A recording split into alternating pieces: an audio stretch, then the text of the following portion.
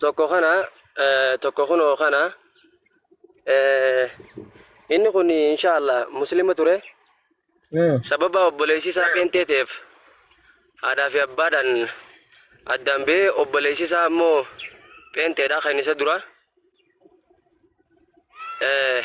warri isaanii ammoo Somaaliirraa baqatanii toora keenya kana jiranii sababa saniif mana namaatti galee penteete kun ammoo amantiin isaa Silimayyuu kagurra urate keenya kun durwaanuu penteedha sababa kanaaf anillee Somaalumarraa baqadhee toora kana jira ijoollee takka rabbina laaffisee online irratti qaqqaraasaa garee kana qo'iin hordofa sababa kanaaf obboleessi kiyya kunillee ammoo warra isaaniitiin xiqqishoo haala na bira jira haala mijjeessaa fi jira ammatti shaadaa fudhachuu hin dandeenye kun ammoo shaadaa fudhachuudhaaf akkaataa inni ittiin kiristaana santee irraa fudhattanii achumaan shaadaa naa qabsiistan masjida nama dhabeetiin ififillee qabsiisuu kanumaan danda'u dhufe jechuu barbaade baarakallahu fikum akkasitti shaadaa fudhattanii ammaaf ayye ulfaat meetti nu buuti isatti dubbifnaani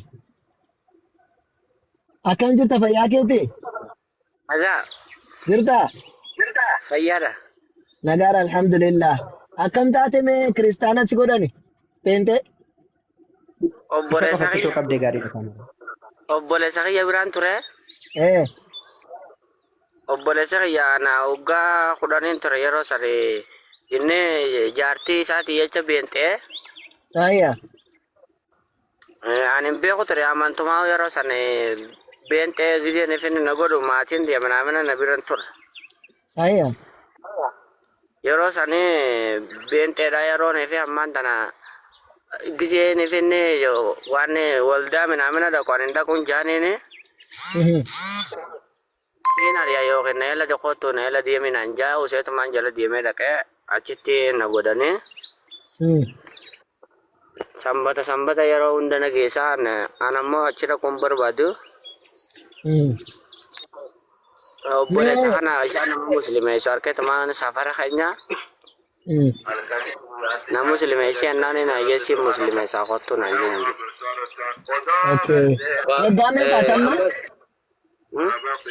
waggaan kee meeqa 19 guutee 19 maashaallah ma bara kana ningu tamma soomana kanarra ningu isma qofatti nuuf qabu ustaaz kaameeraa gurba obboleessi keenya mee isatti nuu qabe mee akkasitti gosh eewa okay 19 maashaallah umriin kee wannaa jedheera egaa amma islaamummaan amantii dhugaa ta'uu bartee umriin kee gara umurii waggaa 19 jechuun namni 15 waggaa 15 adda baafata dhugaaf kijiba jechuudha amantiin islaamummaa dhugaa ta'uu isaa si galee jira wanti jaritti si keessatti kijiba ta'uu isaa bartee naagalee jira yeroo fi waldaa dhaqu minaamina yeroo fi kitaaba naa kana yeroon dubbisu achirraa naagale okay sala inshallah egaa erga islaamaa ofii keetii feetee dhuftee shahaadaa si qabsiifna erga islaamaa dhuftee immoo kun obboleessa muslimaa si bira jira ijoolleeyyuu nan barsiisaa jira nan karaa isa jedhee sirriitti qaraa baradhu tolee ayya amma shahaadaa si qabsiisnan waliin jedhe harka akka sol godhite ashhadu Allah ilaha إلا الله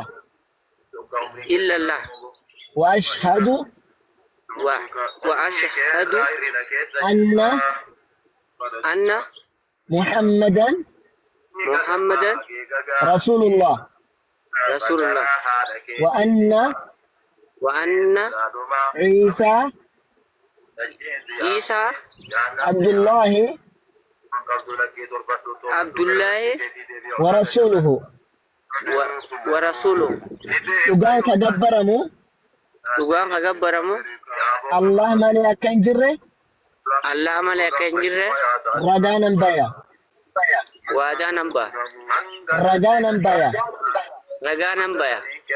Nabi Muhammadis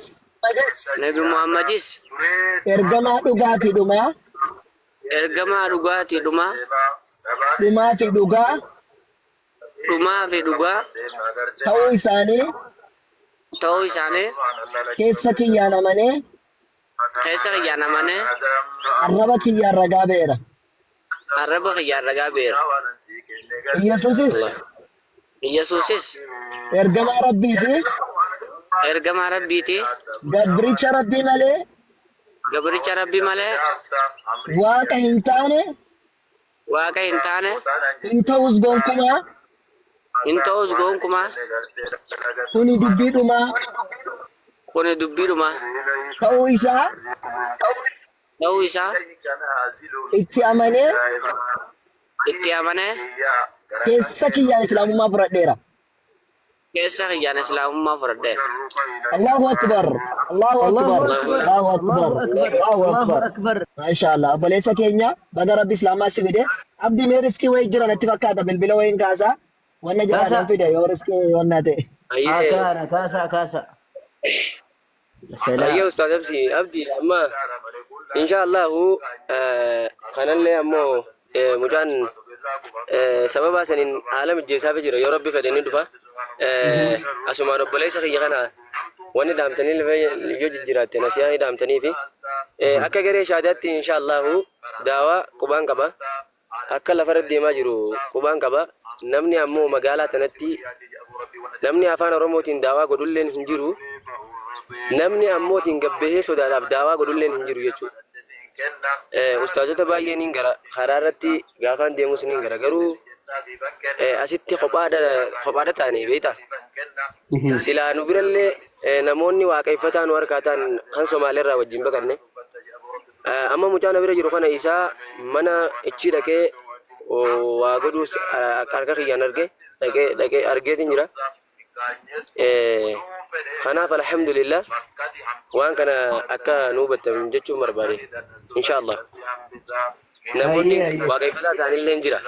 Kan waaqeffataa ta'anillee jira jechuu barbaade hedduun nama. Inshallah miti godhaati inshallah dhaggeeffadhaa dhaamsa qabnuuf inshallah dhaamnaa fi hayyee bulayyan keenya maashaallah tabaarakallah baga rabbiin obboleessa keenya baga rabbiin islaamummaa si deebise alhamdulillahi rabbil alamin kun gammachuu guddaadha namni tokko lubbuun isaa ibidda jahannamirraa baraaramuun alhamdulillahi rabbil alamin neemaa guddaa qananii guddaa gammachuu guddaadha wallahi hedduu gammannee jirra bulayyan obboleessa keenyaa fi rabbiin islaamummaa raggasiyaadhaa busiin jenna yaa fuulduraaf ammoo gaafa duraa silaa of hin beektu har'a ammoo of barteetta jabaadhu wanni sirraa eegamu wanni sirraa barbaachisu barachuudha hundaa olitti namni yoo barate gad dhaabbata inshallah biidinillah baradhu jennaani rabbiin haa gad dhaabu biidinillah anilleen waa harkaa qabamu jiru dhaamiif inshallah dhaamsa qabdu dhaamiif inshallah gara da'awaatti deebina inshallah. Aywa maashaallah jalqabarratti obboleessi keenya Ustaaz Mu'aasoon jechuudha kan gara garee shahaadaatti obboleessa keenya fiddee akka inni hawaasa kanallee wal baruu akka inni amantii dhugaadhaa bakka kanatti fudhatuuf sababa taate rabbiin si haa milkeessu jecha.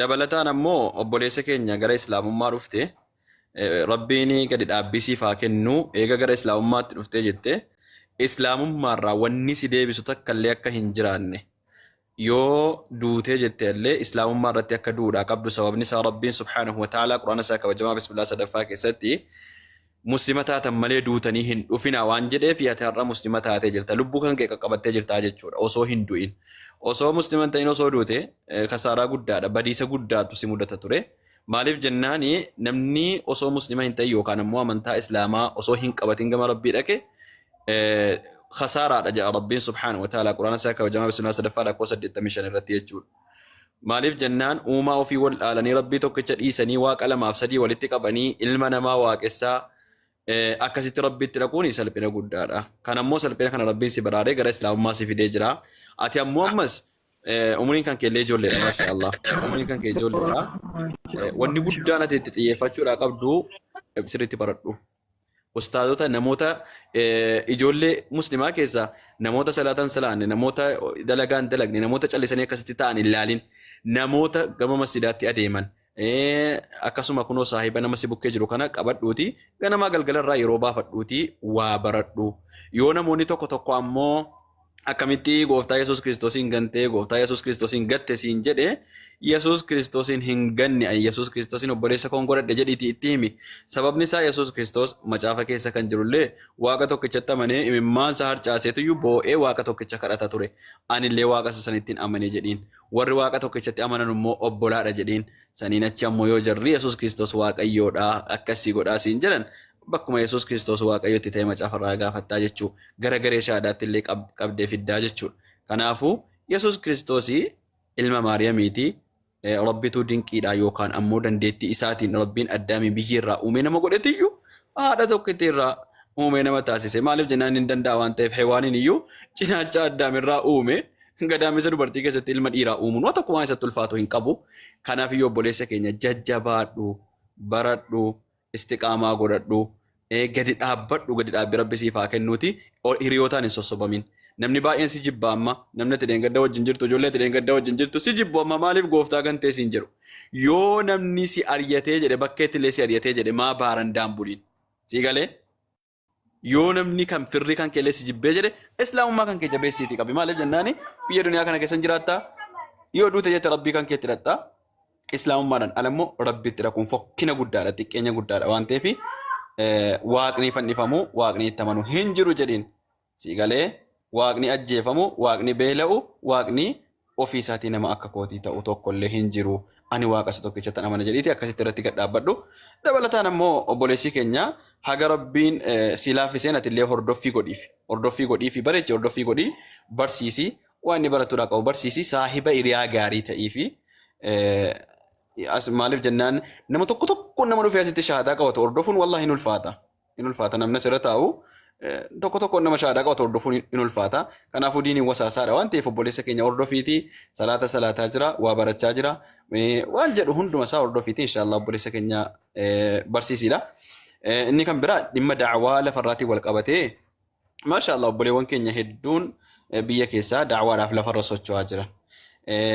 Kanaafuu inshaallah bakki har'an gahamne tokko borinuma gahama laakiin yeroo dhiyootti yookaan guyyaa tokkotti bakka hunda waliin gahuun hin ulfaata. Kanaafuu inshaallah atilee yoo si danda'ame jedhe Ustaaz Xaalibuu Ridallah Ustaaz Abbaa Caaliifaa namoota akkasii kana keessaan dubbisiiti bootaa jirtu hunda isaallee jaratti miti inshaallah da'waan kallattii hundaanuu bakka namni miila lamaan lafarra sochootu jirtu hundumaayyuu hin ga'a. انبرسي فما شاء الله رسول ربي صلى الله عليه وسلم لا يبلغن هذا الأمر ما بلغ الليل والنهار جدا والله أمنتنا إسلام مان أني ججبي سوراف دان دين كران نبيوتا أني برسي سوراف فيكون بكا الكني في قيان هنگا جدا رسول ربي صلى الله عليه وسلم كان فيو برسي إسلام ما بكا هندا يهنك أكبا أتلي حق ربين سلاف في سجنين دعوا قوچو تجبادو مالف جنان بكا تيني دعوا قوچو راقمنا ganaa qaama biraallee bakkeedhaa eeguun qabnu akka nabiyullahi Ibrahim qophaa keenya illee yoo ta'e daawaa gochuu qabna. Rabbiin subhaanahu wa ta'ala nabiyullahi Ibrahimiin inna Ibrahima kaana ummatan qaanitaa jedhe. Ibrahim qophaa isaa ummata jedha Rabbiin subhaanahu wa ta'ala. Maaliif jennaan qophaa isaa ummata waaqolii tolfamaa waaqessan dura dhaabbatee maaliifiyyuu waaqolii tolfamaa waaqessitu maal isinii godhu isin dhagahuuyii isin fayya isin miidhaa isin irraa deebisuu faayidaa isin argamsiisuu jedhee dura dhaabbate macarashaa irratti abidda keessa buufamuu ta'e abidda keessa gaafa buufamu rabbiin subhaanahu wa ta'ala qulnaa yaa naaru kuunii bardan wa salaaman alaa Ibraahiim jedhee rabbiin abidda keessa nagaadhaan isa baase osoo abiddi san tuqini. Kanaafuu usluuba da'waa istiraatejii da'waatiini waanuma amalaan akhlaaqaan haala gaariidhaan inshaallah yoo da'waatti goteetti inshaallah dhufa. Akkasuma obboleessa keenya si bukkee jirullee inillee inshaallah gama islaamummaa dhufuu qaba. Rabbitu subhaanahu wa ta'ala haala namaa mijeessa innillee dhugaa jirtu yoo hubatee jedhe islaamummaa qabatee inshaallah salaata isaadhaa ibaadaa isaa garagaraadhaan masjiidatti godhata maatii isaatii wajjin nagaadhaan wajjin jiraata haadhaaf abbaa isaa yoo bira jiraatanii jedhan hin nyaachisaa hin obaasa waan danda'e hunda hin godhaafi laakiin yoo jarri lubbuu isaarraan dhiibbaa gahan miidhaa qaamaadhaan waan adda addaa irraa gahuudha jedhan bicha ofii isaatii irraa bagatee achi fagaatee jiraata malee islaamummaa yoo qabatee jedhe maatii wajjin jiraachuu wanti nama dhorku tokko hin jiru. Maatii ofii kaddamuu, maatii ofii wajjin jiraachuu, maatii ofii gargaaruu islaamummaan qoma ofii keessatti amananii hojiidhaan agarsiisuudha. Kanaafuu inshaallah rabbiin hunda keenyayyuu waan haqatee fi waan sawaaba ta'e rabbiin nu haa gaxxamsiisu. Akkas inshaallah obboleessa keenya jazaakallahu khairan rabbi sirraa jaallatu. Akkasitti jajjabaadhu rabbi sinaa jabeessu. Akkasi ustaaziini ustaaz ibnul islaam waan jettan qabdu bahee jira mucaanu. Waa ustaaziin xumurannatti fakkaate. Sagaleen koo jiraa jiru. Akka ajaa'ibaatti jira ustaaz. Sangaa guddaa tokkoon bisheessaa jira inshaalla rabbaa laaffisu baay'ee nutti dhedheeresse. Maashaallah. Inshaalla ta'e. Ada guyyaa shaadaati ustaaz inshaallah. Wallaahi Shaataa wannaadha. Sirriitti sangaa guddaa wayiiti sirriitti kan uummanni sirriitti isa beekudha garuu bishaataa jira. Turee kan bisheessuu jalqabeeti. Amma naa bilbilanii inshaalla samoonuma kanatti ilaalla gamee bitti qocheessi quu danda'ama waa barsiisee namni keessaa waa itti mutti. Akkas achi hasaa turre rabbaa laaffisu. Ammasitti immoo waan jirtu waan wanni kana nyaanna inshaalla rakkoo miti waan kanaaf. Inshaallah. Alaikum assalaam. Mucaa jannata keessaa baastan bara. Abee tooyye. Jannata keessaa baastanii. Mu'aaz dhagaa jira. Mu'aazati obsika kiristaanni haa dubbatan inshaallah. Hin Qoy dubbatan. shaadaa jira taa Mu'aaziin xiqqoo haasofsiisna maal barbaade Mu'aaz maal ati jamnu? Sagantaa maka santu natti tole wannaanin taa'ee dhaggeeffachaa jira malee. Ishii taa'ee dhaggeeffadhu sirriitti abbaa koo ishii sitti haa tolu. As gara lixa Oromiyaa irra jirran gara Wallagga lixaa beektu. Nan beeka akkamiin beekne kursii qabdaa wambarii fa'aa butadhu taa'ee nutti tola dhaggeeffadhu tole. Eshi. Ishi abbaa koo ishi ulfaadhu taa'ee dhaggeeffadhu. Lammisaaf maal jette? Jannata keessaa baastanii dhugaa baay'ee nama gaddisiistu. Osoo hin beekin mucaa jannata keessaa baastan. Jannanni eessa jira isin bira? Nutillee akka mirkaneeffanneetidha jannata asuma teenyee Jannanni jira moo isin bira? Waa isiniin hima. Nuti asuma teenyee akka jireenya bara baraa qabu mirkaneeffanneerra. Jireenyi bara baraa maali? Jireenyi bara baraa maali? Jannata moo abidda moo? Jireenya bara baraa lamatu jira. Abidda seenuudha, jannata seenuudha. Mee jannata kan jennutti agarsiisi. Keessan abiddaaf jannata isaa addan beeknu. Kan minaan baataatti maaltu nu rakkise? Jireenya bara baraa ammaa abidda keessa hin jiraatta inshaallah. Yoo islaamaa qabachuu baatte. Ani kanan beeku waan nuuf kenname. Maaltu isinii kenname? Warri abidda galanii jireenya bara baraa keessa jiraatu moo hin jiraatani? Ani maaltu na dhibe waa'ee isaanii. Ayi singaa wallaahi waggaa sadiin isin hordofa jette garuu asirratti bahuun barbaadu jette qoo irraa kaasaal tokko. Mee amma dubbadhu. Inni dhaga'ama isti jarri si dhagaa yeroo adda baafadha. Mee dhageessanitti sagalee isheen amma dubbatte jiru. Xiqqoo la qabdu xiqqoo sagaleetti dabaltu xiqqoo achi fagaata. Qola qabdu gurra qabadhu iyyisiin jechaa jiru. Walumaa galatti inshallah utuu isheen dubbatuun jalqabeen maqaa ishee dha'uun barbaadu obboleettiin keenya kun yeroo dheeraadhaaf isin hordofaa ture. Isin jala deemaa ture isin dhaggeeffadhaa. Garuu achirraan namni akka footoo koolii godhu hin barbaadu jettee keessaanan qabadhaa jettee rakkoon qabu jedheenaanis wanti nuun barbaadu namni islaamummaatti akka dhufudha waan ta'eef inshallah ta'ala rabbiin ishee milkeessu yoo koo dhagaa jiraattan kan shiira deebinee mee ilaallaa koo dhagaa maara miti sirriitti. Keessa sirriitti jira. Ayyee tole kan shiis amma sirriitti dhufa inshallah. Mee amma dubbadhu fayyaa kee akkam nagaa jirtaa? Baga jiraatte. Ammoo dhageessanitti humnaa isheen nagaa deebistu? Inni dhaga'ama garuu mee sagalee bilbila keessanii ol qabaa. Sagalee bilbila keessanii. Bilbila kooti laata ayyee qo'isti. Akkos dhumarra jira lakki katuma kan shii ta'a mucaan baay'een dubbattu ta'ee hin beeku. Kan kee taa'amee xiqqoo sagalee ol nufuchuu yaalichi dhiifama guddaa. Ayyee gara shaadaatti seenna qamaa gochuun hin deemu yaa jamaa maal jettu? Rakkoon qabu jechuun ilaan amma gurra keessa mukkeen jiran xiqqoo mobaalii gara kootiin jiran xiqqoo dhagaan jira.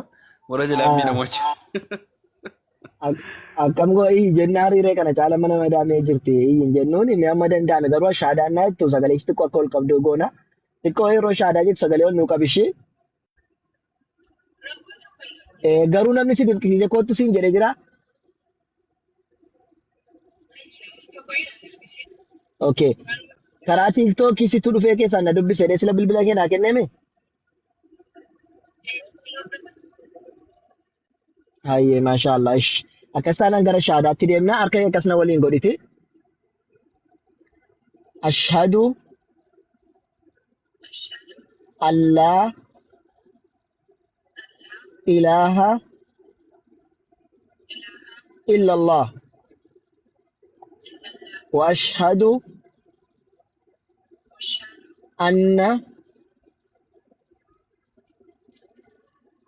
anna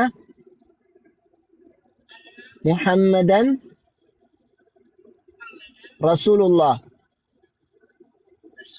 wa anna Isa Abdullahi wa rasuluhu.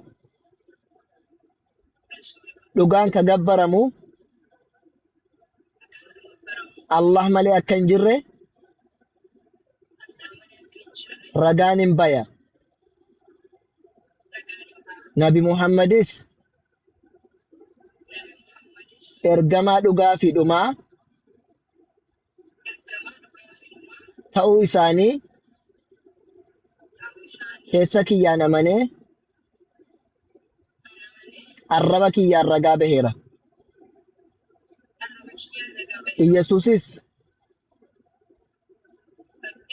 Iyyasuusis ergamaa rabbii fi gabricha rabbii malee waaqa akka hin taanee fi aangoo waaqummaallee akka hin qabne keessa kiyyaan amanee arraba kiyyaan ragaa baheera. Maashaallah. Allahu akbar. Allahu akbar. Allahu akbar. Baga rabbiin islaamummaa kana amantii jalqaba keessa turtee gara pheenxummaatti deemte rabbiin baga pheenxummaarraa gara islaamummaatti achasi deebisee amantii rabbii jaallatetti asiinuu baga qabatte achiin ufteeti namootaaf uffatanaa taata ture baga asirraan qabatte maashaallah tabaaraka rahmaan baga intalli kun keessaan qabatte baga asirraan ufteen qabatini inshaallah ta'ala karaa sana koottuti achiin seeni yaa namni sin beeku waan ta'eef achirraan koottu seeni dhaggeeffadhu ishee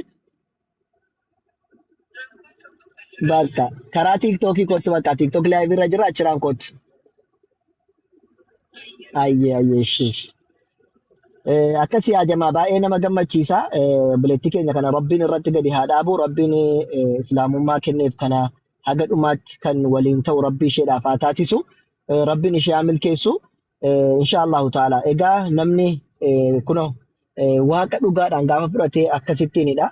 Eenyumaayyoo suura kiyya akkasiif achi goggodhanii hin fedhu jechuun bakka ol fuudhanis gad fuudhanis aymoo qeenyimaa bardanyim kanaafuu keessumaan shahaadaa qabachuu na barbaachisaa jetteetu maqaan isheen qabdu maqaa bareedaadha maqaa hin baafnuu fi achiin kootti nu dhaggeeffadhu ishee asiin nan cufa achirraan kootti seen achirraan tiiktooki jalaan.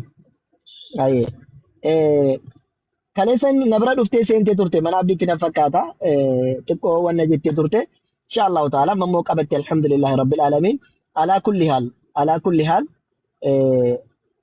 gaafa tokko deemu dhibba finna akkuma chaalenjiin jammarame bi'idhnillahi ta'ala rabbiin irratti sabaataa kennuufi rabbiin dhugaadhaan warra dhaabbatu gadi dhaabbatu rabbi ishee haa taasisu nuun barsiisa keenya itti hafuufne.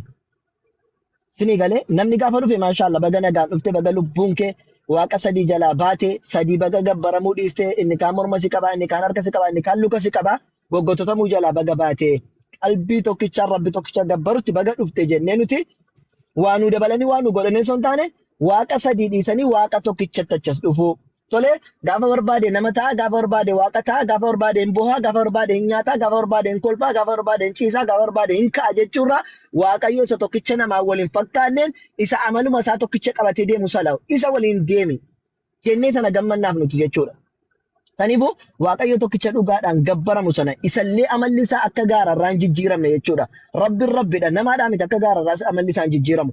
Amala tokkicha qaba amalli isaa rabbi tokkicha hin jijjiiramu nama hin ta'u hin dhalatu hin dhalchu hin dadhabu hin boo'u hin nyaatu hin dhugu. Inni guutuudha jechuudha bahariin isaa amalli isaa guutuu kan ta'e rabbi akkasitti baga dhufte jennee akkasittiin simanna nuti gammachuun keenya kanuma qofa waan biraadhaa miti.